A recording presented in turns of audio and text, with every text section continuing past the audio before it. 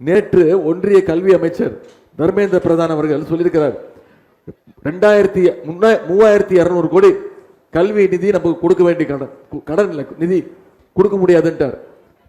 புதிய கல்விக் கொள்கையை ஏத்துக்கணும், மும்மொழி கொள்கையை மீண்டும் தமிழ்நாட்டுக்குள்ள நுழைக்கணும்னு ஒன்றிய அரசு முயற்சிக்குது. மும்மொழி கொள்கையை ஏத்துக்கிட்டா என்ன ஆகும்? மீண்டும் ஹிந்தி கத்துக்கணும்ன்ற நிலைமை தமிழ்நாட்டுக்கு வரும். நாம என்னைக்குமே தமிழ் இல்ல ஆங்கிலம் இருமொழி கொள்கை தான் அப்படிங்கிறதா தமிழ்நாட்டுடைய ஒரே கொள்கை. இருமொழி கொள்கையை தவிர எதையும் ஏத்துக்க முடியாதுன்னு நாம சொல்லிட்டு இருக்கிறோம். எனவே நம்ம தலைவர் அடிக்கடி சொல்றாருல, இந்த சட்டமன்ற தேர்தல் தமிழ்நாடு அணியா டெல்லி அணியாங்கிற தேர்தல். இதுல தமிழ்நாடு அணி நாம மீண்டும் ஜெயிச்சு காட்டணும், டெல்லி அணிய வீழ்த்தி காட்டணும். டெல்லி அணின்னு சொல்றமே, யாரு டெல்லி அணி? மோடி. அவர் கூட யாரு? அவருடைய நம்பர் 1 அடிமை. அவர் என்ன சொல்லிட்டு இருக்காரு தெரியுமா? என் மேல பயங்கர பாசம் அவருக்கு, என்னை பத்தியே நினைப்பு. ஜாடிக்கு ஏத்த மூடி மாதிரி இன்னைக்கு மோடிக்கு ஏத்த ஒரு அடிமைதான் திரு எடப்பாடி பழனிசாமி அவர்கள். போட்டோ காட்டணுமா? அவர் சொல்றாரு, உதயநிதிக்கு அனுபவமே இல்லை, என்னுடைய அரசியல் அனுபவம் அவருடைய வயசு அப்படின்ட்டார். ஆமா, நான் அவரை விட சின்ன பையன்தான். கண்டிப்பா அவருக்கு இருக்கிற அனுபவம் எனக்கு கிடையாது. இந்த அனுபவம்லாம் எனக்கு கிடையாது. தெரியுதாம்மா என்னன்னு? ஞாபகம் இருக்கா? கொஞ்சம் ரிவைண்ட் பண்ணி பாருங்க, தெரியுதா என்னன்னு? கீழே ஒருத்தர் படுத்திருக்காரு, நீங்க வேற எதாவது நினைச்சுக்க போறீங்க.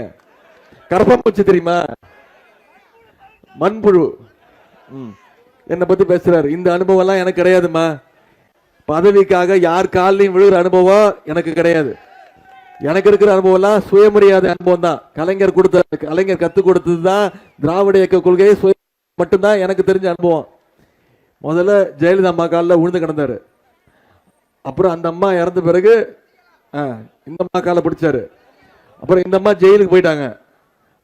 அப்புறம் டிடிவி தினகரன் காலில் விழுந்தாரு. அப்புறம் அவரை கழட்டி விட்டுட்டு ஓபிஎஸ் அவர் காலில் விழுந்தாரு. இப்ப அவர் நம்ம கிட்ட வந்துட்டாரு. அவர் போனோடனே எல்லாரையும் கழட்டி விட்டு இப்ப என்ன பண்ணிட்டாரு, வேற டெல்லிக்கு போய் மோடி காலை பிடிச்சி தொங்கிட்டு இருக்கிறாரு இந்த எடப்பாடி பழனிசாமி அவர்கள்.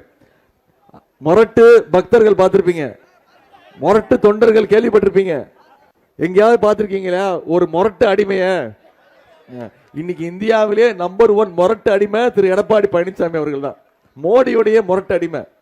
அந்த அடிமை கூட்டத்தை டெல்லியில இருந்து தமிழ்நாடை எப்படியாவது ரிமோட் கண்ட்ரோல் மூலம் கண்ட்ரோல் பண்ண நினைக்கிறாங்க. அந்த ரிமோட் கண்ட்ரோல் தான் திரு எடப்பாடி பழனிசாமி அவர்கள். நாம மீண்டும் மீண்டும் சொல்லுவோம், தமிழ்நாடு என்னைக்குமே டெல்லிக்கு அவுட் கண்ட்ரோல தான் இருப்போம். இது சுயமரியாதை மண். அதுக்கு இந்த தேர்தலில் மிகப்பெரிய வெற்றியை நாம அடையணும். திருவையாறு சட்டமன்ற தொகுதியில குறைஞ்சது நீங்க கொடுத்திருக்கீங்க, வாக்குறுதி கொடுத்திருக்கீங்க 60,000, மறக்க மாட்டேன்.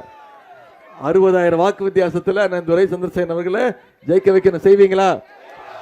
எல்லாம் அன்போடு கேட்கிறேன், பண்போடு கேட்கிறேன், பாசத்தோடு கேட்கிறேன், உரிமையோடு கேட்கிறேன், உங்க வீட்டு பிள்ளையாக இருந்து கேட்கிறேன், உங்கள ஒருத்தனா இருந்து கேட்கிறேன். இன்னும் பெருமையா பூரிப்பா சொல்லணும்னா தலைவருடைய மகனாக இருந்து கேட்கிறேன், டாக்டர் கலைஞருடைய பேரனாக இருந்து கேட்கிறேன்.